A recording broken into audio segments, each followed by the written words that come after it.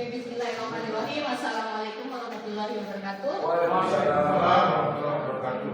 Yang terhormat Bapak Wakaf yang sudah tempat hadir, kemudian yang terhormat juga Bapak calon guru penggerak angkatan 11 yang akan hari ini akan melaksanakan diskriminasi budaya positif dengan tema modul 1.4 ya. Dan yang terhormat juga rekan-rekan sekalian yang berbahagia yang telah hadir di tempat ini.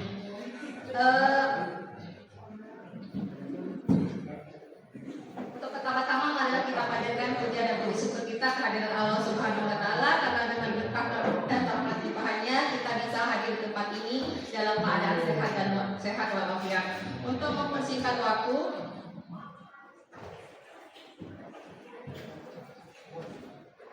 acara hari ini yang pertama yaitu pembukaan dan acara yang kedua yaitu sambutan Bapak Wakil Kepala Sekolah atau Wakaf yang mewakili. Kemudian acara yang ketiga yaitu presentasi materi inti budaya positif oleh narasumber. Yang keempat sesi diskusi dan tanya jawab. Yang kelima yaitu penutup. Dan hadirin sekalian berbahagia, marilah kita buka kegiatan pagi hari ini dengan sama-sama membaca basmalah. Kemudian acara kedua yaitu sambutan Bapak Wakil Kepala Sekolah yang diwakili oleh Pak Antoni.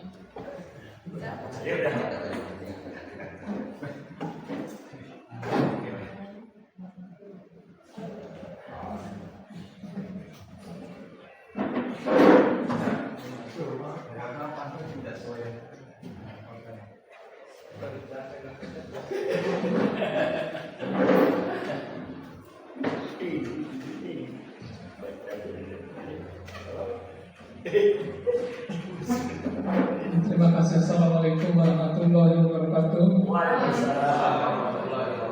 Alhamdulillah, wassalatu wassalamu ala asyrofil anbiya'i wal mursalin wa ala alihi wa sahbihi ajmain. Yang kami hormati Bapak Ibu peserta diseminasi budaya positif yang insyaallah akan disampaikan nanti oleh CIP Pak Abdul Hamid. Yang kami hormati pula Bapak CDP dan Ibu Heni selaku rekan guru penggerak di SMK N1 Walfitriah.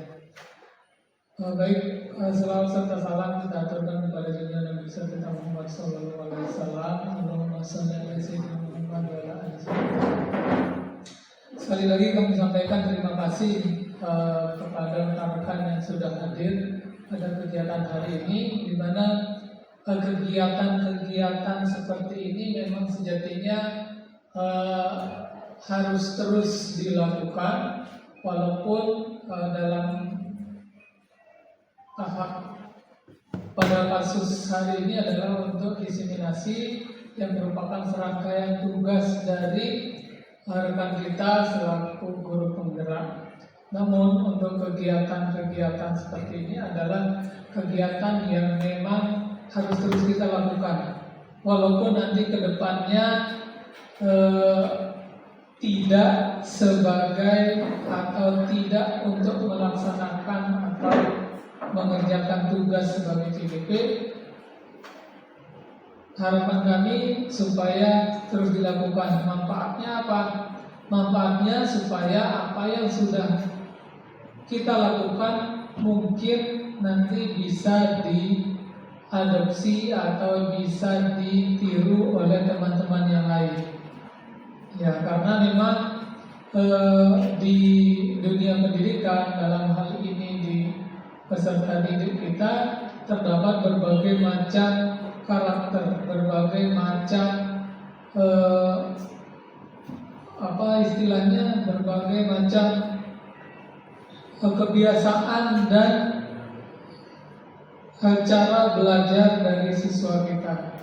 Tentunya yang mungkin metode belajar atau mungkin hal-hal positif yang sudah kita terapkan pada siswa di kelas yang kita ajar atau siswa yang kita bimbing Mungkin ada beberapa siswa yang tidak cocok dengan hal tersebut.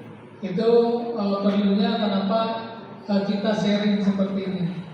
Nah, selain daripada untuk memberikan pengalaman kepada orang lain, tentu juga bisa menginspirasi teman-teman yang lain, baik itu terkait dengan budaya positif yang mau disampaikan ataupun terkait dengan kegiatan kenapa kegiatan ini dilaksanakan. Ya, selain dari materinya tentu menginspirasi untuk kegiatannya. Contohnya dari teman-teman terutama yang masih umur 30-an, 40-an yang masih muda lah, itu bisa menjadi inspirasi untuk ikut program-program yang diselenggarakan pemerintah, salah satunya di CGP ini. Karena itu tadi, selain kita dapat pengalaman sendiri, juga bisa belajar dari pengalaman rekan-rekan yang lain. Nah, dalam hal ini budaya positif tentunya tidak asing lagi di telinga kita, karena memang budaya positif ini sebenarnya sudah sering kita laksanakan, sudah sering kita kerjakan, bahkan setiap hari ketika kita membiasakan anak untuk membaca Al-Quran atau berdoa setiap pagi, itu juga salah satu budaya positif. Atau mungkin yang paling sederhana yang tidak sadar atau tanpa kita sadari kita lakukan, ketika kita ketemu anak, kemudian kita tegur, "Nak, bajunya tolong dimasukkan." Itu juga salah satu kebiasaan positif yang kita harapkan menjadi budaya di lingkungan kita.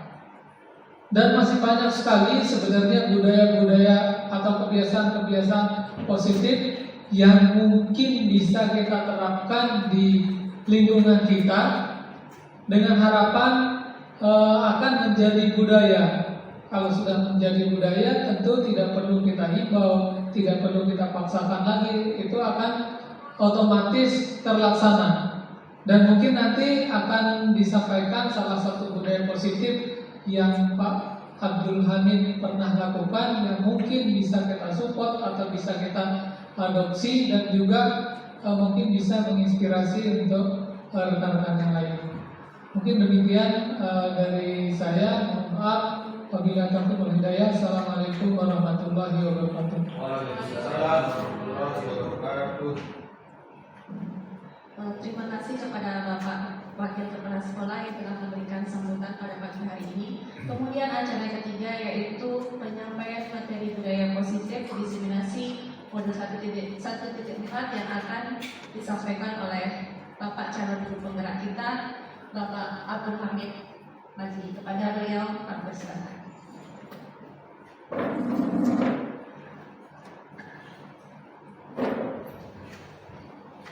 Baik, terima kasih. Bismillahirrahmanirrahim. Assalamualaikum warahmatullahi wabarakatuh. Alhamdulillahirabbil alamin. Wassalatu wassalamu ala asrofil anbiya'i wal mursalin wa ala alihi washabbihi ajmain, amma ba'du. Yang terhormat Bapak Wakil Kepala Sekolah Bagian Humas Bapak Antoni yang telah berkesempatan hadir pada kegiatan diseminasi budaya positif kali ini. Kemudian yang saya hormati Bapak Ibu Guru Wakil Kepala Sekolah, kemudian Bapak Ibu Guru Wali Kelas, dan Bapak Ibu Guru di Bimbingan Konseling.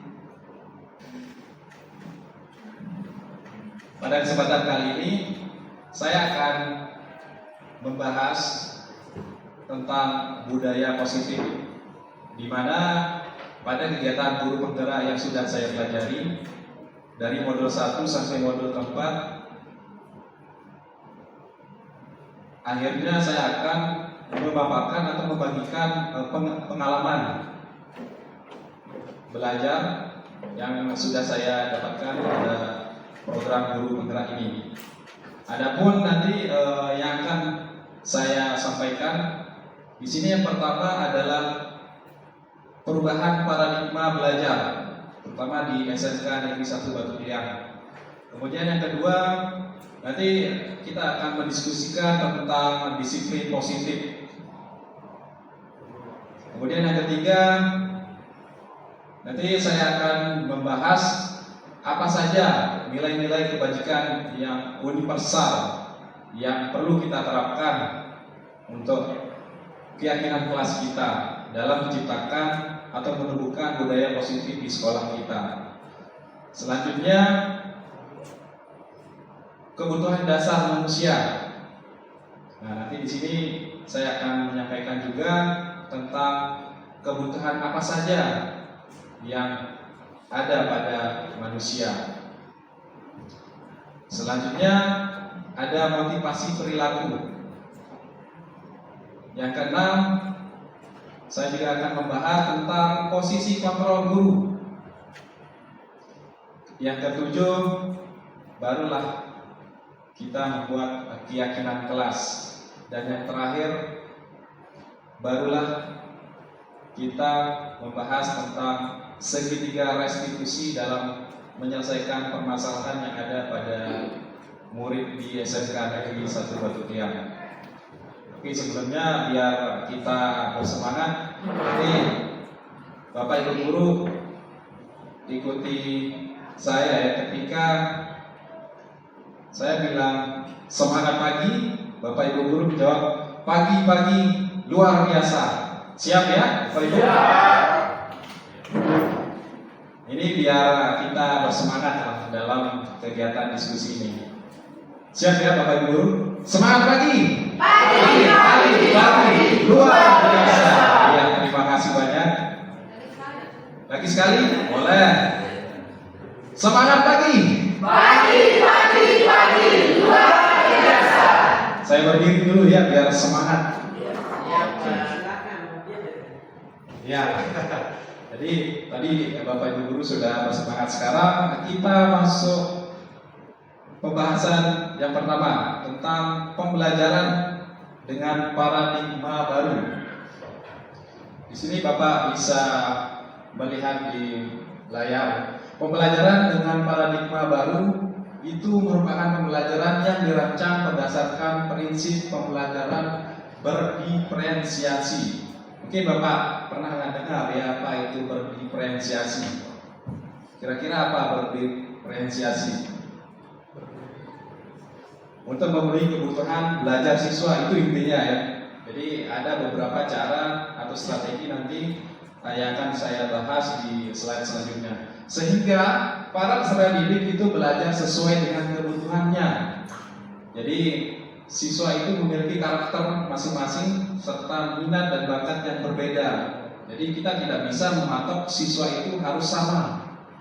Jadi seorang guru harus bisa memahami karakter siswa serta minat dan bakatnya. Kemudian kebutuhannya berdasarkan tahap perkembangan sesuai teori psikologi modern untuk mewujudkan profil pelajar Pancasila.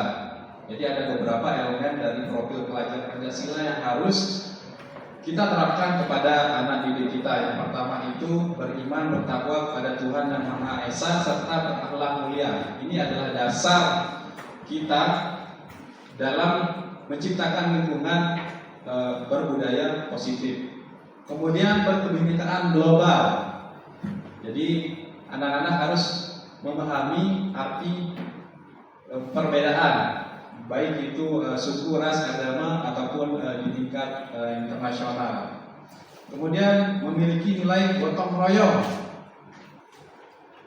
dan anak-anak memiliki nilai kreatif, bernalar kritis serta mandiri. Jadi budaya positif yang akan kita ciptakan itu harus memiliki budaya yang berbasis profil pelajar Pancasila. Jadi inilah nilai-nilai yang harus kita terapkan kepada anak didik kita nantinya. Jadi seperti itu. Kemudian ada beberapa miskonsepsi tentang makna kontrol. Ini yang sering sekali Bapak Ibu guru salah memahami makna kontrol, termasuk saya sendiri. Jadi Bapak ibu guru itu sering mengalami miskonsepsi tentang ilusi mengontrol murid. Sebenarnya pada dasarnya itu kita tidak dapat memaksa murid untuk berbuat sesuatu jika murid tersebut memilih untuk tidak melakukannya. Artinya kita itu tidak bisa mengontrol anak-anak. Ya. Kita tidak bisa mengontrol anak-anak walaupun tampaknya guru tidak melakukannya. Walaupun tampaknya guru sedang mengontrol perilaku murid, tapi sebenarnya kita tidak bisa mengontrol secara penuh perilaku murid tersebut. Jadi seperti itu. Ini salah satu miskonsepsi tentang makna kontrol. Kemudian yang kedua, ilusi kontrol yang kedua itu bahwa semua penguatan positif, efektif dan bermanfaat. Nah ini kadang-kadang setelah kita memberikan penguatan kepada anak-anak, kemudian memberikan penguatan positif yang efektif dan bermanfaat kepada anak-anak, bahwa kita sebagai seorang guru sudah berhasil mengontrol anak tersebut. Akan tetapi tidak. Oke lah kalau di sekolah kita bisa berhasil mengontrol anak-anak dengan memberikan penguatan positif. Akan tetapi setelah di luar sekolah itu beda lagi ceritanya. Apakah saran atau manfaat yang sudah kita berikan di dalam sekolah itu sudah masuk nggak ke pikiran anak-anak? Tidak ya. Jadi ini salah satu miskonsepsi tentang makna kontrol. Kemudian yang ketiga, ilusi bahwa kritik dan membuat orang merasa berasal dari penguatan karakter, dapat menguatkan karakter. Jadi ini yang kita tidak boleh lakukan kepada anak-anak, memberikan kritik. Apalagi kritiknya membuat motivasi anak-anak down. Itu tidak boleh ya. Meskipun menurut kita sebagai pendidik bahwa memberikan kritik itu dapat membuat anak-anak itu berubah, sehingga kita bisa dapat mengontrol anak tersebut. Akan tetapi itu masalah ya, miskonsepsi, sehingga anak tersebut dia tidak akan, karakternya tidak kuat, malah justru kebalikan dari karakter tersebut. Kemudian miskonsepsi yang keempat, sering kita lakukan bahwa orang dewasa memiliki hak untuk memaksa. Ini sering kita lakukan, termasuk saya, karena sebagai guru anggapannya sudah dewasa, kemudian sewena-wena mengontrol anak, menyuruh anak. Ini banyak orang dewasa yang percaya bahwa mereka memiliki tanggung jawab untuk membuat murid-murid berbuat hal-hal tertentu. Apapun yang dilakukan dapat diterima selama ada sebuah kemajuan berdasarkan sebuah pengukuran kinerja. Jadi salah miskonsepsi yang keempat ini tidak boleh diterapkan sebenarnya. Meskipun sebagai orang dewasa kita tidak secara penuh bisa mengontrol anak-anak. Jadi seperti itu. Nah, kemudian kita akan mengubah paradigma yang tadi, paradigma stimulus respon, kita ubah menjadi pendekatan teori kontrol.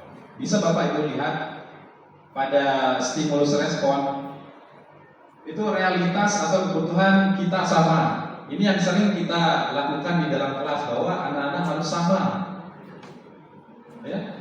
Akan tetapi yang kita lakukan itu kurang benar atau kurang tepat. Seharusnya teori kontrol yang harus kita terapkan itu adalah realitasnya kita bisa melihat anak-anak itu berbeda. Realitas kebutuhan kita berbeda. Jadi tidak ada anak-anak yang sama. Jadi tingkat kemampuan anak-anak itu pasti berbeda-beda. Ada yang berpikir cepat, ada yang berpikir lambat, dan sebagainya. Ada yang memiliki bakat di A, ada yang memiliki bakat di C. Jadi seperti Albert Einstein ya, dia pernah bilang ikan tidak akan pernah bisa memanjat. Karena apa? Karena ikan tidak, habitatnya kan berbeda. Akan tetapi ketika ikan ada di air, maka dia akan ahli di bidang tersebut. Jadi seperti itu adalah konsep teori kontrol yang harus kita terapkan. Jadi jangan dipaksa. Kalau anak-anak tidak suka pelajaran matematika, jangan dipaksa. Bisa jadi anak-anak itu suka di pelajaran seni, musik, dan lain sebagainya. Kemudian stimulus respon, semua orang melihat hal yang sama. Nah, teori kontrol yang harus kita terapkan itu adalah setiap orang memiliki gambaran berbeda. Jadi tidak mungkin berpendapat yang sama. Jadi setiap orang pasti memiliki pendapat yang berbeda-beda menurut orang tersebut karena memiliki pandangan. Angka 6 itu bisa saja kita melihat angka 9, sedangkan Bapak bisa melihat angka 6. Ya, tergantung sudut pandang kita masing-masing. Jadi seperti itu. Kemudian kita mencoba mengubah orang agar berpandangan sama dengan kita. Ini tidak boleh. Tidak boleh. Yang harus kita lakukan adalah kita berusaha memahami pandangan orang lain tentang dunia. Jadi jangan menyuruh orang untuk memahami pandangannya harus sama dengan dia. Seharusnya kita yang harus memahami pandangan orang lain. Kemudian perilaku buruk dilihat sebagai suatu kesalahan. Nah, ini harus kita ubah menjadi semua perilaku memiliki tujuan. Jadi anak-anak nakal, kenapa dia nakal? Nah, pasti dia ada sebabnya, ada sesuatu. Mungkin ada kebutuhan yang harus dipenuhi, seperti kebebasan, ya. Jadi nanti Bapak saya akan membahasnya. Kemudian stimulus respon selanjutnya, orang lain bisa mengontrol saya. Nah, ini yang harus kita ubah menjadi hanya Anda yang bisa mengontrol diri Anda sendiri. Jadi jangan biarkan Bapak Ibu guru dikontrol oleh orang lain. Termasuk istri kan? Ya, termasuk istri. Oh, beda lagi kalau istri, ya. Kalau istri itu beda. Ya, di sekolah. Apalagi Bapak Ibu guru dikontrol oleh siswa. Pak, saya mau ini Pak, jangan. Hanya Anda atau kita yang bisa mengontrol diri Anda atau kita sendiri. Jadi seperti itu. Nah, kemudian stimulus respon selanjutnya, saya bisa mengontrol orang lain. Nah, ini juga salah, ya. Ternyata mengontrol orang lain itu tidak bagus. Biarkan saja istri yang mengontrol kita. Bagaimana Pak? Teori kontrol yang harus kita terapkan itu adalah Anda tidak bisa mengontrol orang lain. Jadi jangan berpikiran saya bisa mengontrol si A, saya bisa mengontrol si B. Jadi kita harus berpikir bahwa kita tidak bisa mengontrol orang lain. Nah, terus siapa yang kontrol? Istri lagi. Kemudian pemaksaan ada pada saat bujukan gagal. Nah, ini biasa kalau sudah dibujuk, anak-anak dibujuk untuk melakukan perbaikan, terus anak-anak tidak mau, biasa kita sebagai guru memaksa, ya. Seharusnya kita harus berkolaborasi dan konsensus menciptakan pilihan-pilihan baru. Jadi ada pilihan alternatif untuk menyelesaikan permasalahan tersebut. Misalkan anak-anak selalu makan di kelas, selalu belanja, lapar misalkan. Pilihannya bawa bekal dari rumah itu salah satu yang bisa kita lakukan dalam berkolaborasi dengan anak-anak. Kemudian model berpikir menang atau kalah. Ini jangan berpikir menang atau kalah, siapa yang menang, siapa yang kalah. Kecuali main game, ya, baru. Kita harus mengubah model berpikir kita menjadi model berpikir menang-menang. Jadi tidak ada yang kalah, ya. Harus menang. Kecuali kalau di rumah boleh lah kalah. Baik, itu Bapak Ibu guru. Selanjutnya tentang disiplin positif. Nah, ini yang sering kita temui pada anak didik kita di sekolah, terutama keterlambatan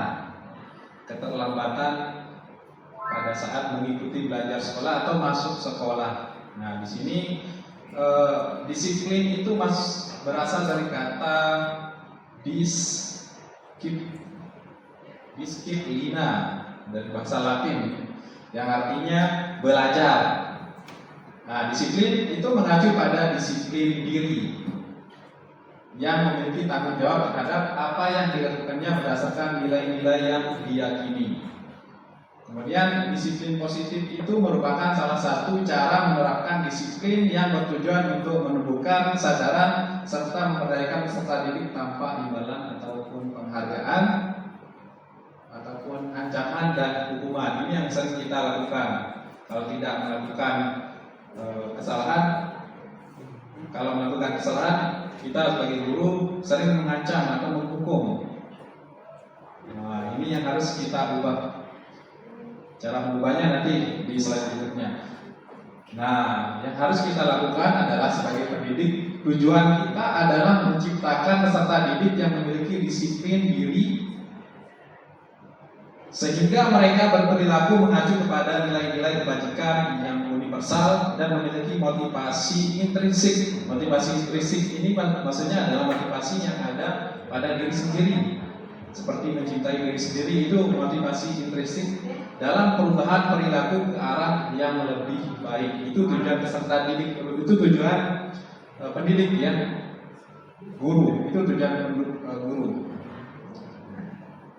Nah, kemudian nilai-nilai kebajikan ini adalah nilai yang disepakati bersama lepas dari suku, bangsa, agama, bahasa maupun latar belakangnya.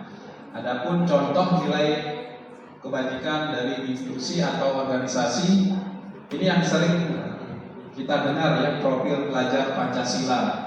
Jadi nilai-nilai kebajikannya itu beriman, bertakwa pada Tuhan Yang Maha Esa dan berakhlak mulia, mandiri, bernalar kritis, berkebinekaan global, bergotong royong dan kreatif. Jadi di sini adalah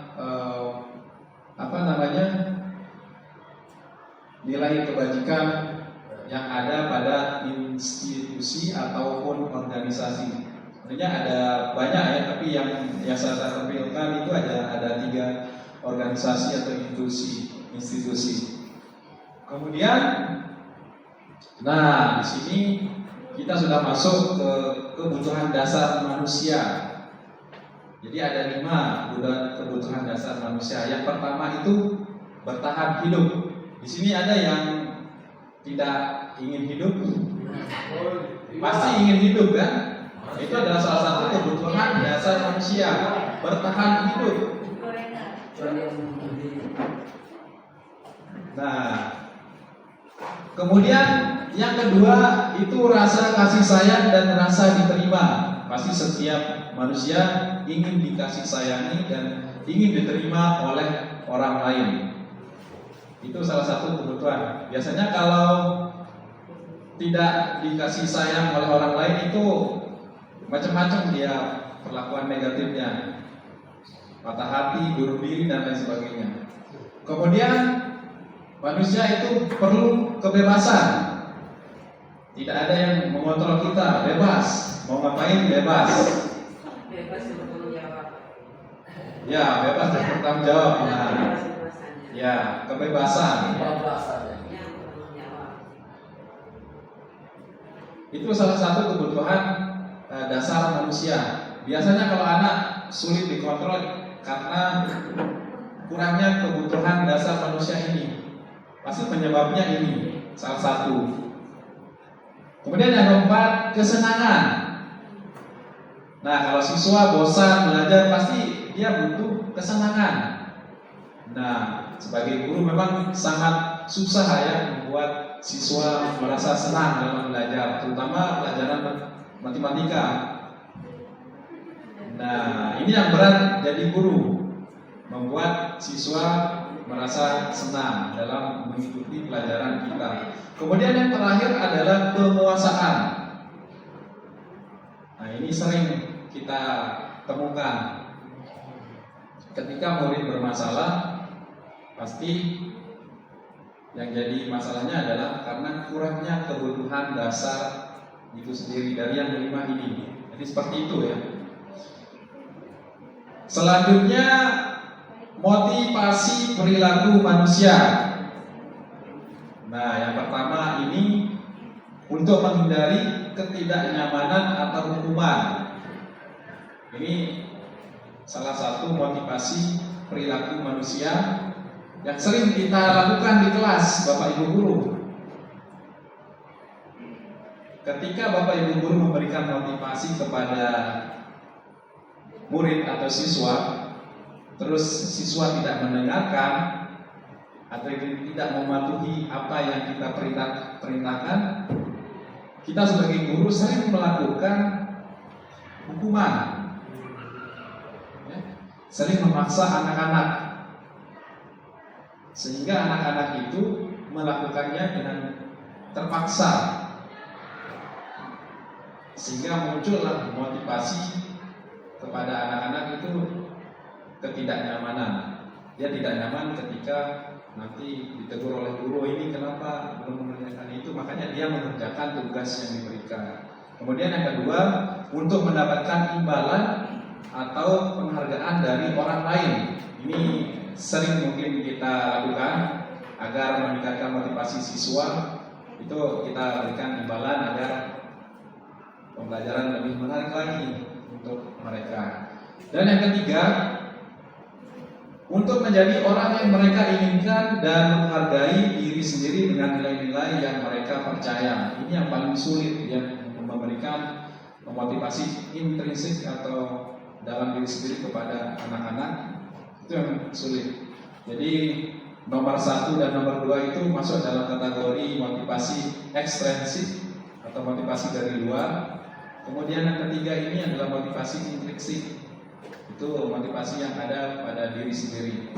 Ini yang harus kita terapkan kepada siswa, yaitu menumbuhkan motivasi intrinsik. Itu yang sangat-sangat sulit kita lakukan. Yang kebanyakan kita lakukan itu adalah yang poin 1 dan poin 2, menghukum, kemudian memberikan penghargaan. Itu yang sering kita lakukan. Termasuk saya juga ya, Bapak Ibu guru. Nah, ada 5 posisi kontrol guru. Nah, posisi kontrol yang mana Bapak Ibu guru terapkan? Yang mencerminkan Bapak Ibu guru. Yang pertama, posisi kontrol sebagai penghukum. Ini ya semuanya ya. Kemudian ini biasanya kalau tidak tidak dipatuhi omongan guru atau peraturan sekolah, biasanya sebagai guru menghukum siswa tersebut. Rata-rata semua ya pernah berada pada posisi penghukum ini. Kemudian membuat merasa bersalah. Oh, ini gimana lah, kamu ini bapak kecewa. Nah ini jangan ya, jangan ya. Kalau bisa jangan. Kemudian posisi kontrol sebagai teman. Nah kalau bapak ibu guru yang masih muda-muda, biasanya posisi kontrol yang diterapkan itu sebagai teman. Teman tapi mesra kan? Nah, jadi bahaya nih kalau teman tapi mesra. Ini biasa, termasuk saya sendiri pribadi sering menghadapkan posisi kontrol yang saya lakukan terhadap anak-anak itu sebagai teman. Akan tetapi ada dampak negatifnya. Karena apa dampak negatifnya? Dampak negatifnya anak-anak akan sering bergantung kepada kita. Itu salah satu dampak negatif. Makanya posisi kontrol sebagai teman ini kalau bisa jangan. Nanti yang mana dong yang pas Pak? Nanti. Kemudian yang keempat, posisi kontrol sebagai pemantau. Nah, biasanya kalau sebagai pemantau ini sering melakukan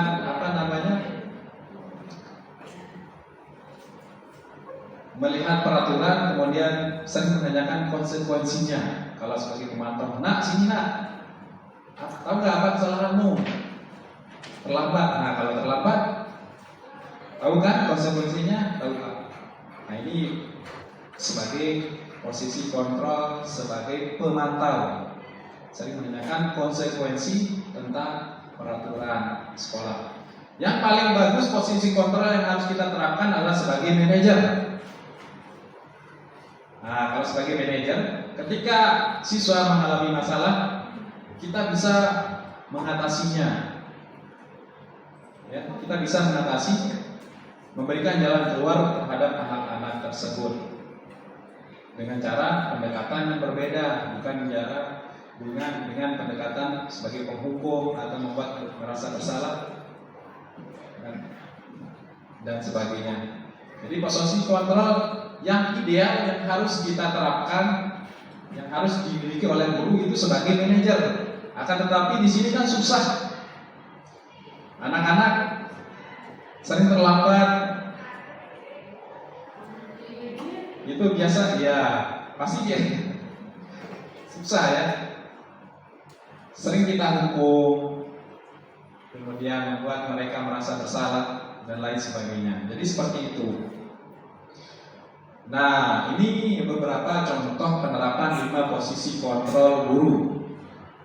Misalnya kasusnya siswa tidak memakai atribut lengkap saat upacara bendera. Posisi kontrol sebagai penghukum, sebagai guru, kita sering memberikan hukuman kepada anak-anak dengan cara hormat pada bendera selama 1 jam. Menghukum anak-anak hormat bendera selama 1 jam. Nah, ini sering posisi kontrol ini sering kita terapkan di sekolah kita. Ini salah satu contohnya. Kemudian posisi kontrol membuat merasa bersalah.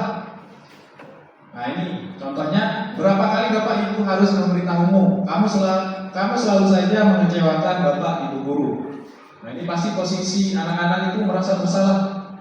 Aduh salah begitu. Nah kalau posisi kontrol sebagai teman, nah ini bahasanya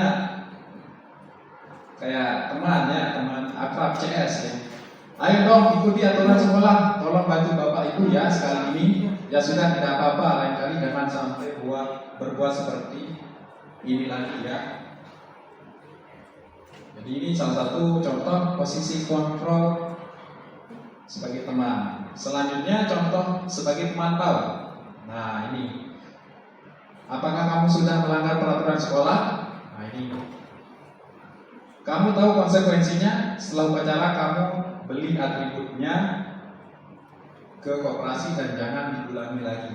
Ini kalau sudah sebagai pemantau sudah lumayan bagus ya. Tapi apakah bisa bekerja kepada anak-anak kita? Bisa. Dan yang paling bagus adalah posisi kontrol sebagai manajer. Nah, kalau manajer, apakah kamu tahu kesalahanmu?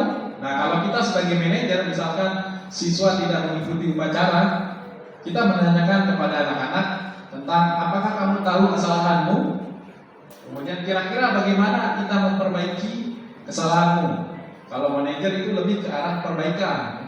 Kalau ada salah, siswa merasa salah, itu bagaimana cara mengatasi permasalahan tersebut? Itu posisi manajer. Jadi seperti itulah idealnya. Mudah-mudahan kita bisa menerapkan posisi kontrol sebagai manajer ya.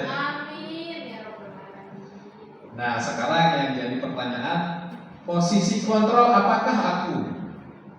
Saya kecewa sekali dengan kamu. Membuat rasa bersalah. Ya, membuat merasa bersalah. Kalau saya kecewa sekali dengan kamu, berarti kita membuat siswa tersebut merasa bersalah.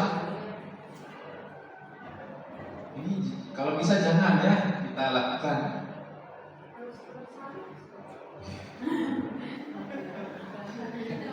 Nah, kemudian posisi kontrol apakah aku? Kamu tidak pernah benar melakukannya. Teman. Ya, Penghukum. ya, Penghukum. Nah. Ya, penghukum ya. Nah, kalau ini apa rencanamu untuk menyelesaikan masalah ini? Manajer ya. Nah, kalau bisa sering-sering kayak gini Bapak Ibu guru. Ya, terutama Ibu Sulis ya. Tapi kayaknya susah ya. Kamu ini salah. Lima-limanya dipakai ya. Bisa enggak lima pakai atau kita pilih salah satu? Oh Iya. ya, oke nanti. Kemudian, ini bisa dilihat ya. Ini posisi kontrol sebagai teman. Ayolah, lakukan demi Bapak atau Ibu ya. Ini posisi kontrol yang kita terapkan sebagai teman. Kemudian yang terakhir, kamu tidak pernah mendapat nilai jika tidak mengerjakan tugas. Kamu tidak pernah mendapat nilai jika tidak mengerjakan tugas. Yang pertama. Nah, yang pertama. Ya, boleh. Jadi seperti itu ya, posisi kontrol yang sering kita hadapi atau sering kita temukan di SMK Negeri 1 Batu Krian. Nah, selanjutnya kita masuk materi tentang keyakinan kelas. Nah, mengapa keyakinan kelas? Mengapa bukan peraturan kelas? Biasa kita tempel di ruang kelas yang ditempel oleh Bapak Ibu guru wali kelas itu peraturan kelas atau kesepakatan kelas atau keyakinan kelas. Apa sih perbedaannya?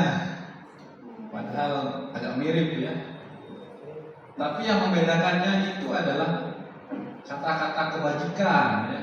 Kalau peraturan itu lebih ke tidak boleh, dilarang, larangan ya. Kalau keyakinan itu lebih ke sifatnya itu abstrak, lebih ke kata-kata kebajikan seperti tolong menolong, jagalah kebersihan. Tidak ada kata menyuruh atau larangan kan? Itulah perbedaan keyakinan kelas dengan peraturan kelas. Jadi di sini ada beberapa keterangan tentang bagaimana cara pembentukan keyakinan kelas. Nah, keyakinan kelas itu bersifat lebih abstrak daripada peraturan yang lebih rinci dan konkret atau nyata. Kemudian keyakinan kelas itu berupa pernyataan-pernyataan universal yang sudah saya tampilkan tadi. Tidak ada kalimat perintah ya, itu kalimat universal. Contohnya profil pelajar Pancasila itu universal ya kalimatnya, bergotong royong. Tidak ada kalimat perintah atau larangan kan, universal. Jadi kalau bisa Bapak Ibu guru wali kelas itu membuat keyakinan kelas dengan pernyataan-pernyataan yang universal. Tapi tidak apa-apa kalau sudah berjalan ya sudah kedung. Kemudian pernyataan keyakinan kelas senantiasa dibuat dalam bentuk positif. Ini ya, tidak ada dalam bentuk negatif atau larangan dan lain sebagainya. Itu pasti kebanyakan dalam bentuk positif. Keyakinan kelas itu hendaknya tidak terlalu banyak, sehingga mudah diingat dan dipahami oleh semua warga kelas. Kalau peraturan kan dilarang bawa ini makan ini. Kalau keyakinan kelas jagalah kebersihan, sudah selesai. Ya kan? Jadi seperti itu. Biasanya kalau kita membuat larangan itu sering sekali dilawan atau dilanggar. Kemudian keyakinan kelas itu sebaiknya sesuatu yang dapat diterapkan di lingkungan tersebut. Yang keenam, itu semua warga hendaknya ikut berkontribusi dalam pembuatan keyakinan kelas lewat kegiatan curah pendapat. Ini sering Bapak Ibu lakukan. Bapak Ibu guru wali kelas bersama Ibu Karwani ya. Ini sudah diterapkan ya. Dan yang terakhir, bersedia meninjau kembali keyakinan kelas dari waktu ke waktu. Jadi seperti itu pembentukan keyakinan kelas kita. Dan yang terakhir, pada pembahasan kali ini adalah segitiga restitusi. Seperti yang sudah saya sampaikan tadi, ketika siswa mengalami masalah di sekolah, itu bagaimana seorang manajer memperbaiki masalah tersebut dengan cara atau metode menerapkan segitiga restitusi. Kalau anak-anak IT mungkin sudah paham atau familiar ya, restitusi itu atau restorasi itu perbaikan ya. Tapi di sini kita tidak memperbaiki komputer. Yang kita perbaiki adalah kesalahan dari murid kita sendiri. Nah, restitusi adalah proses menciptakan kondisi bagi murid untuk memperbaiki kesalahan mereka sehingga mereka bisa kembali pada kelompok mereka dengan karakter yang lebih kuat. Jadi seperti itu adalah restitusi. Nah, namanya segitiga restitusi berarti ada 3 cara ya.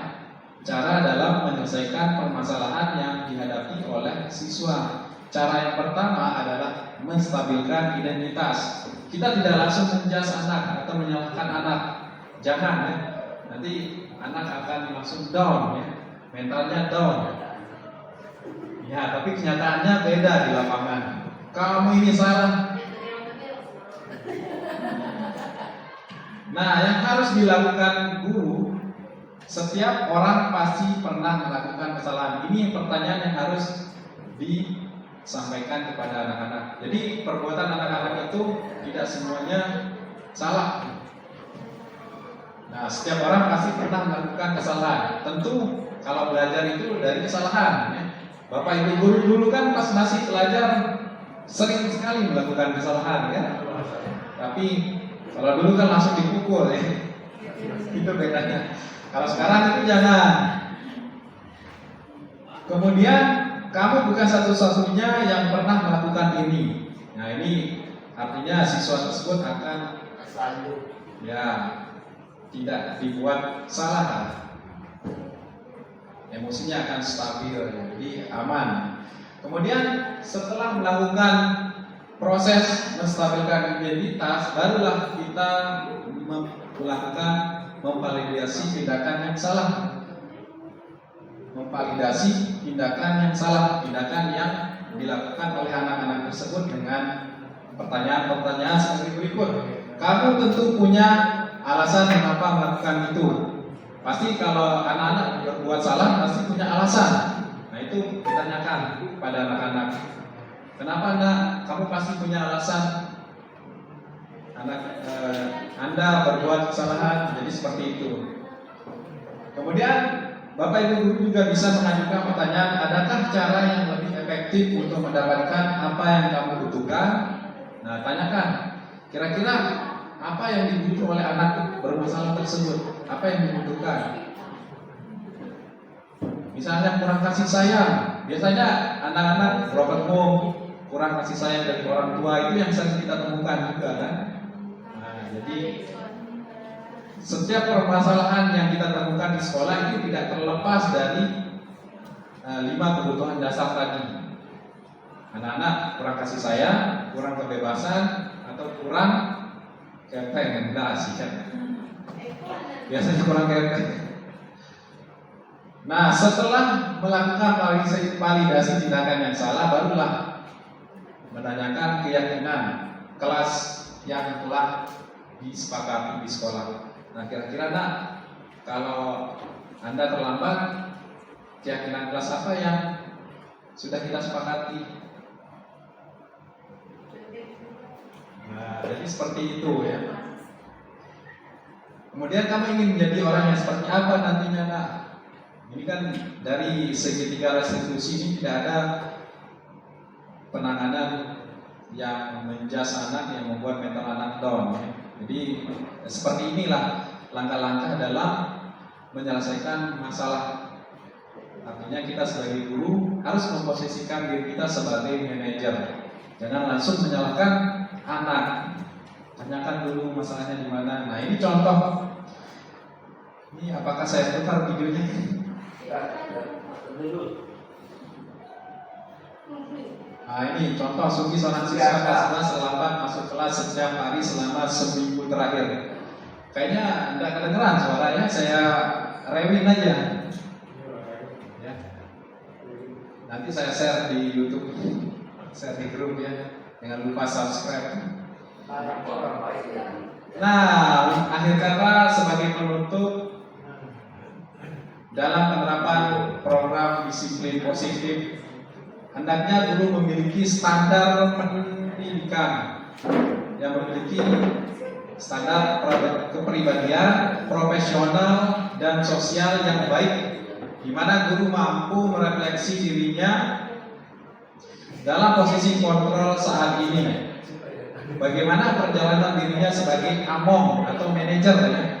Jadi pada standar nasional pendidikan kita disuruh untuk menerapkan posisi kontrol yang harus dilakukan guru itu sebagai manajer, ya, jangan sebagai penghukum. Tapi susah ya. Sebagai manajer yang menuntut murid-muridnya menjadi insan yang mandiri, merdeka dan bertanggung jawab. Ini sesuai dengan standar nasional pendidikan. Terima kasih atas kesempatan dalam pemaparan diseminasi budaya positif. Sekian mungkin dari saya. Wabillahi taufiq wal hidayah. Wassalamualaikum warahmatullahi wabarakatuh.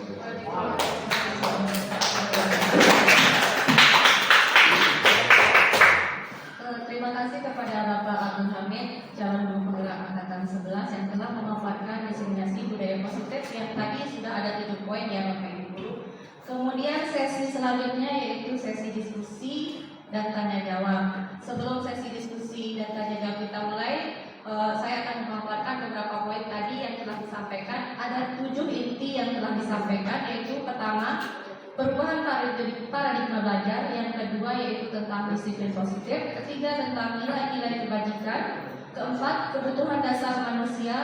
Kelima, posisi kontrol guru. Dan keenam, keyakinan kelas. Serta ketujuh yaitu segitiga restitusi, di mana yang saya lihat tadi Bapak Ibu Guru sangat antusias di poin ke-5 dan ke-7 yaitu tentang posisi kontrol guru, yang dimana kita ketahui tadi sudah dijelaskan ada beberapa posisi kontrol guru, yaitu yang pertama penghukum, pembuat rasa bersalah, teman, pemantau, dan manajer, di mana kita sesama guru tentu saja banyak melakukan atau sudah melaksanakan seperti Bapak telah sampaikan tadi, miskonsepsinya yaitu kita selalu menghukum dan membuat rasa bersalah, itu yang paling utama dan paling menonjol di kalangan kita sekarang ini.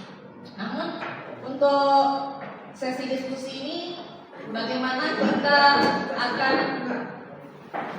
mendiskusikan bagaimana posisi yang pas untuk kita saat ini biar sama-sama memajukan sekolah kita ini. Yang kemudian yang poin ke-7 yaitu segitiga restitusi, di mana restitusi ini adalah proses menciptakan kondisi untuk memperbaiki kesalahan siswa untuk dia bisa kembali lebih dengan lebih kuat dengan karakternya di kelompoknya masing-masing. Maksudnya di sini siswa yang sudah berbuat salah atau merokok itu diberikan pengarahan yang positif supaya ketika nanti kembali ke kelas dia memiliki mental yang lebih kuat atau ke arah yang lebih positifnya, bukan malah sebaliknya mendoktrin anak sebagai pembuat rasa bersalah. Nah, untuk sesi diskusi ini karena bagian 2 poin tadi Bapak Ibu Guru sangat antusias, kita buka sesi diskusi ini khusus untuk posisi kontrol guru dan segitiga restitusi tersebut. Dan saya tambahkan lagi, poin segitiga restitusi itu ada 3 langkahnya, yaitu yang pertama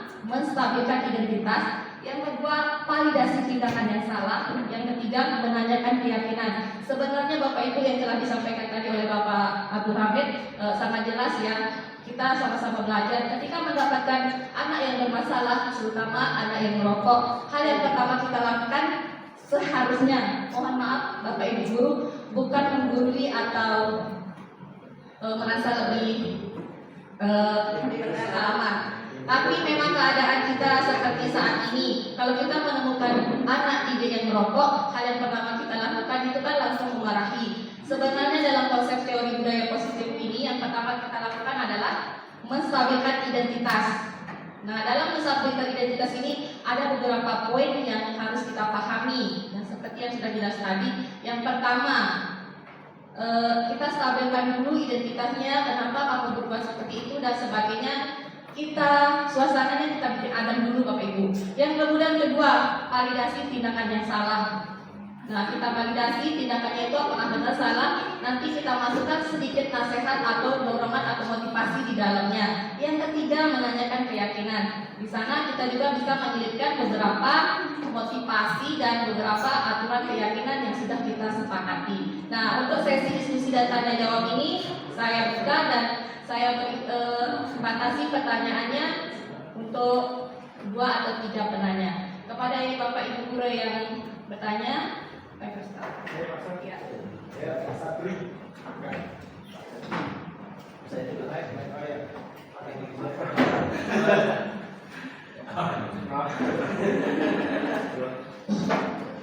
Terima kasih atas kesempatan yang diberikan. Ya, tadi dari segi kontrol dan sebagainya. Tadi Bapak tersebut betapa indahnya, betapa baiknya cara-cara yang kita lakukan. Tapi ini hanya saya lihat hanya sebagai apa namanya sandiwara. Kenapa? Ya semuanya saja itu karena kita lihat apa yang dipaparkan itu sangat baik. Tapi rasanya kita tidak pernah melakukannya. Ya, misalnya contohnya ya apa namanya mengontrol itu kita berbeda-beda, tetapi cara kita ngangkat tidak pergi semuanya kita samakan saja. Kemudian sekarang ini terkontrol. Mungkin kita ingin seperti ini ya. Tetapi kenyataannya kita di sekolah ini tidak pernah sama dengan daftar guru itu sendiri. Kita maunya seperti ini, tetapi nanti dari guru-guru lain itu nanti dia mau seperti itu. Ya, gimana cara kita nanti supaya tindakan kita itu untuk memajukan sekolah kita ini supaya apa yang ada tadi itu kita lakukan. Tetapi kenyataannya seperti tadi, saya bilang tadi, itu langsung kita maki, langsung hukuman, langsung dan sebagainya, telat sedikit langsung kasih pulang dan itu. Yang kita mau ini, tetapi ini yang kita mau sehingga anak-anak itu kadang-kadang bingung mana yang harus dilakukan sekarang. Gimana caranya kita sekolah ini untuk memajukan itu kita sepaham supaya apa yang dilakukan oleh guru penggerak. Saya yakin dari guru penggerak itu sendiri dia selalu bijak sekali. Saya lihat guru penggerak itu sampai tidak ada anak yang salah, tidak ada anak yang bodoh, tidak ada. Ya, tetapi mungkin karena kita bukan guru penggerak sehingga kita melakukannya itu. Sekarang gimana caranya mungkin dari guru penggerak ini memberikan kita pengertian mungkin caranya supaya memajukan sekolah kita ini. Ya, contohnya ya, apa namanya kalau di utara dulu ya ada kepala sekolah kita dulu sampai kita untuk memanggil anak itu walaupun belum akan penggerak itu tidak ada yang bilang kamu sama anak. Kita katanya itu merubah kepala sekolah itu silakan bapak-bapak menggunakan bahasa cinta sehingga anak-anak kepala sekolah dimanapun makanya tidak pernah bilang sama anak. Nah sekarang itu belum guru penggerak itu menurut saya. Sekarang apalagi guru penggerak gimana cara kita untuk apa namanya dari segi mengontrol dan itu dan itu dari guru penggerak itu nanti kita berbuat seperti ini nantinya ada dari teman-teman kita itu dibilang kita gini sehingga kita nggak enak juga kalau melakukannya. Sekarang bagaimana caranya kita supaya kita sepaham sehingga anak-anak yang kita bina itu menjadi anak-anak lebih. Contohnya kemarin kalau merokok sekali sudah dimarahi, sudah buat ini dan lain sebagainya. Menurut saya ya dari sini seperti yang tadi itu identitasnya gimana seperti tadi itu apa namanya kenapa melakukan itu kemudian kita bingung nggak usah kita marahi. Kalau saya contohnya Pak ya maaf ya anak saya kemarin itu tidak setuju sekali untuk dipanggil semuanya. Itu panggilan karena permasalahan sehingga apa kenyataannya Pak maaf kenyataannya sasaran yang kita tuju itu tidak tercapai. Kenapa? Dari 20 siswa saya yang datang itu yang tidak bermasalah. Yang bermasalah itu yang kita tuju sebenarnya itu tidak ada yang datang Pak. Ya. Yang sebenarnya kita menuliskan permasalahan, tetapi sasarannya tidak nyampe. Kenapa? Yang bermasalah itu tidak ada yang datang, sedangkan yang datang itu yang tidak punya masalah. Maunya saya contohnya seperti ini Pak. Gimana cara kita gitu aja supaya cara kita untuk mengontrol siswa itu sama aja. Terima kasih. Assalamualaikum warahmatullahi wabarakatuh. Waalaikumsalam.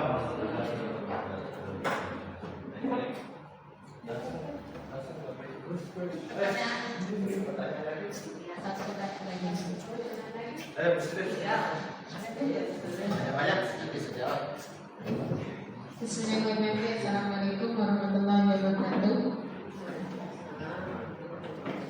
Sebenarnya saya juga bingung mau bertanya apa, tapi saya mungkin lebih bertanya apakah apa yang selama ini kita terapkan di sini itu di sekolah, khususnya kita di SMKN 1 Batu Kriang, sementara kami khususnya yang di BK ini kelima-limanya terpakai loh itu Pak. Kelima-limanya terpakai, hukuman terpakai, membuat membuat merasa bersalah anak itu terpakai, teman juga terpakai, pengajar juga terpakai, manajer juga terpakai. Tapi begini, tempat pemakaian yang kelima itu kita masing-masing anak itu beda. Yang bisa kita gunakan itu untuk ke manajer, kita pakai yang itu, ke anak yang begitu. Terus kalau kita pakai penghukuman ke anak yang lain lagi itu, ya pokoknya anak yang lain beda lagi, penanganannya anak yang lain beda lagi. Itu yang kita pakai. Nah, sementara menurut yang dipaparkan yang tadi yang lebih bagus itu manajer, cara penanganannya. Terus tapi kenyataannya ya begitu. Terus apakah selama ini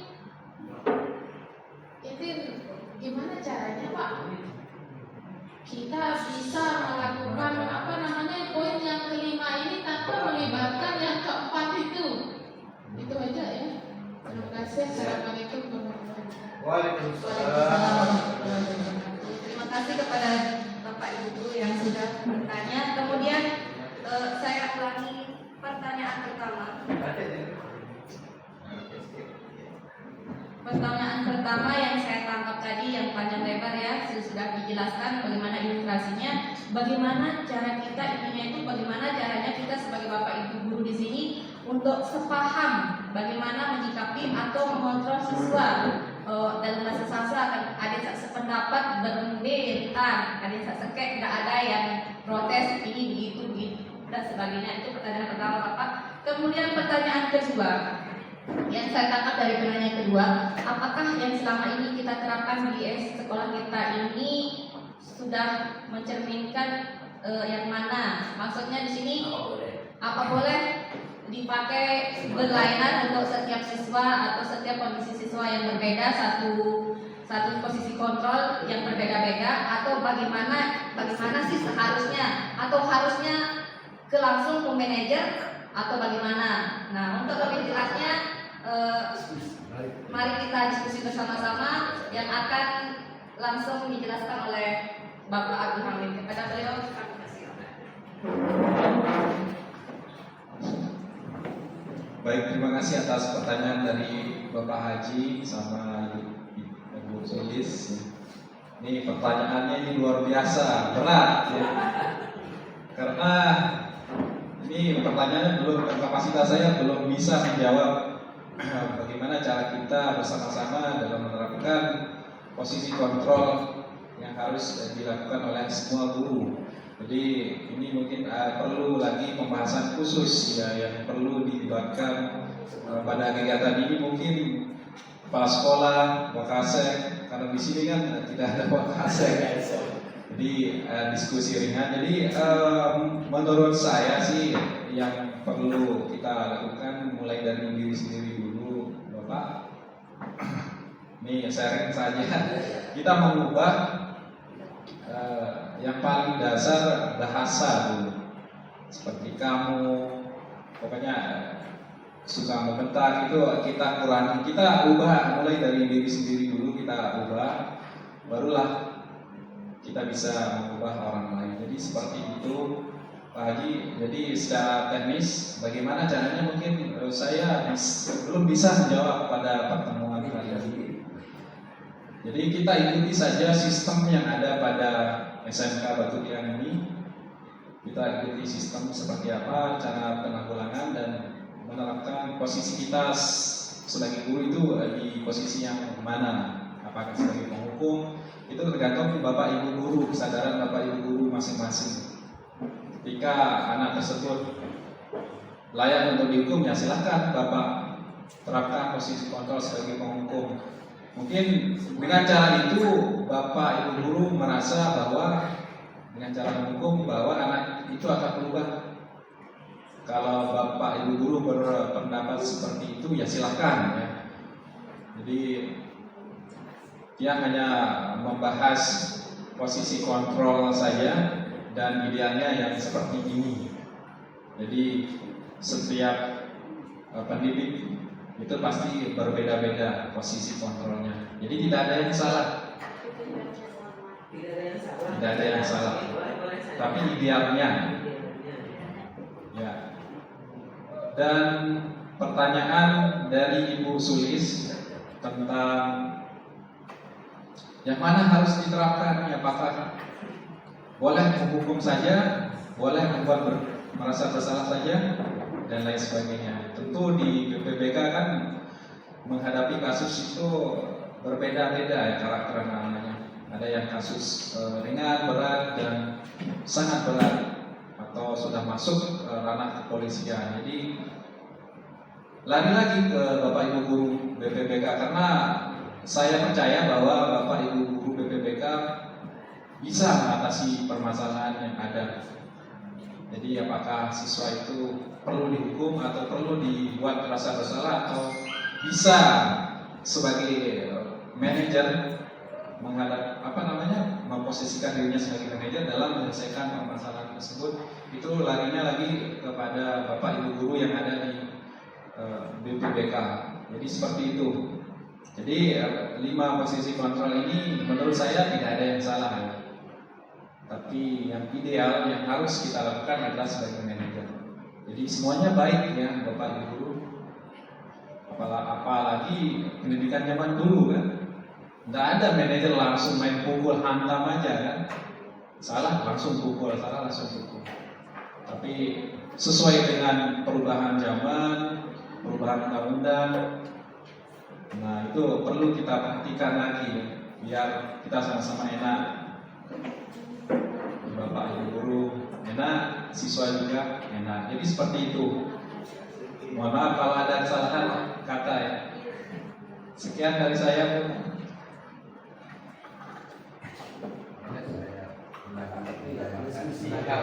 Ya, selanjutnya para Bapak Sulaiman yang akan menanggapi, silakan.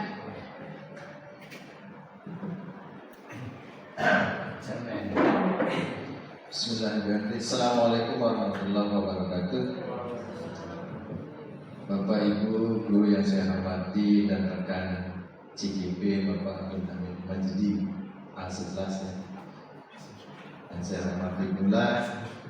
Jadi mohon izin Bapak Ibu, tadi saya menanggapi pertanyaan pertama dari Bapak Haji Akbar. Saya lupa, mohon maaf Pak Haji, karena sudah tua. Yang pertama yang saya tanggapi Pak Haji memang benar yang disampaikan Pak Haji ini adalah realita yang dihadapi oleh sekolah Islam. Tadi yang disampaikan materi oleh Bapak Abdul Hamid Majdi tentang budaya positif ini memang secara garis besar adalah itu atmosfer sekolah, jadi iklim sekolah. Jadi kita tidak bisa bergerak sendiri-sendiri. Walaupun guru penggerak sendiri, kalau bergerak sendiri juga mungkin akan kesulitan karena terkait tentang sistem dan atmosfer dari sekolah itu sendiri. Nah inilah tugas kita dari benar yang disampaikan oleh Bapak Abdul Hamid. Kita mulai dari diri kita sendiri. Dari apa dari yang disampaikan kita mulai dari diri kita sendiri. Kemudian rekan kita duduk, mungkin ngobrol-ngobrol, kita berikan pemahaman begitu, sehingga saya juga selalu berdoa kepada Allah Subhanahu wa taala semua guru yang ada di SMK Negeri 1 Batu Bilang ini mengikuti program guru pendidikan guru penggerak, sehingga paradigma cara berpikir dan cara pandang kita sama dalam menghadapi sesuatu. Nah, suatu saat saya selalu berdoa kepada Allah di setiap waktu dan setiap kesempatan supaya Bapak Ibu ini mengikuti program ini, karena saya juga sedang mengikuti, sehingga saya sedikit tidak bisa merubah diri saya sendiri, cara berpikir, cara berperilaku dan cara berpandang terhadap sesuatu. Nah, itu yang saya syukuri. Nah, untuk tadi pertanyaannya bagaimana nih teman yang A, B, C, D? Nah, itu tidak bisa kita kontrol. Kembali lagi ke posisi kontrolnya. Jadi kita hanya berikan teladan, kita berikan cara sekarang itu bagaimana bersikap atau berperilaku kepada murid-murid kita di sekolah. Nah, kita berikan teladan dulu, mulai dari diri kita pengaruhi kepala sekolah, pengaruhi wakil kepala sekolah, dan lain sebagainya.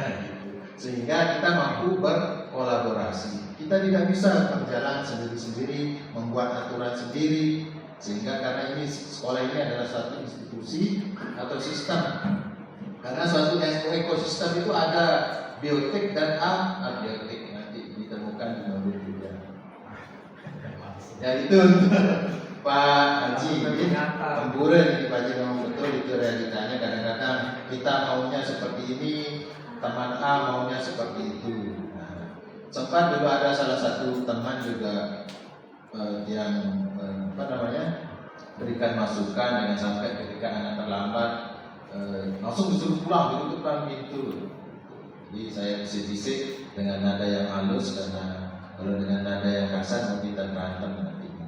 Nah, kan belian-belian dan baru dia anak-anak. Jadi kita masih meraba-raba juga, tapi meraba yang pasti. Nah, sedikit demi sedikit yang kita akan berubah. Jadi tidak bisa seperti membalikkan telapak tangan, karena ini memang sistem. Jadi kita berusaha mulai dari diri, kemudian dari rekan sejawat, rekan kita ngobrol enak. Nah, itu dulu yang satu frekuensi dulu, baru ke eksternal nanti. Kemudian dari pertanyaan Bu Sulis, mohon izin saya untuk merespon. Jadi memang benar Bu Sulis ya. Saya sendiri gitu ya, semenjak masuk dari SMK Negeri 1 Batu Bilang dari 2013-14, posisi yang saya ambil itu adalah penghukum. Yang saya mantan debt collector. Jadi penghukum betul, langsung setempel, pak. Nah, saya berefleksi ketika masuk pendidikan guru penggerak ini, saya berpikir, oh ternyata selama ini saya mengajar, saya selalu di posisi penghukum ini. Jangan malah membuat dia rasa bersalah. Yang penting kita merasa menang. Tadi yang disampaikan Pak Hamid itu menang, kalah, aku menang. Saya bisa kontrol, aku menang. Bapak tak mau empuk kan menang, kan? Barang pikiran. Jangan kita berpikir menang. Dia tidak merasa bersalah, tapi mampu memperbaiki kesalahannya. Kita pun yang memberikan masukan tidak merasa tersinggung. Jadi posisinya memang yang idealnya, menurut pemahaman saya selama pendidikan ini juga, itu posisi pemantau. Nah, dari posisi penghukum itu kita beralih sedikit-sedikit dari minimal teman dulu. Karena teman itu tadi sudah dijelaskan negatifnya dia akan selalu tergantung ketika kita tidak ada di sekolah, maka dia akan merasa sendiri, tidak bisa menerapkan itu lagi. Mulai dari teman bergeser lagi ke pemantau, baru ke posisi manajer. Berat, ya tentu berat. Tapi kalau kita tidak mulai dari sekarang, kapan lagi? Bergerak dan menggerakkan. Terima kasih. Assalamualaikum warahmatullahi wabarakatuh.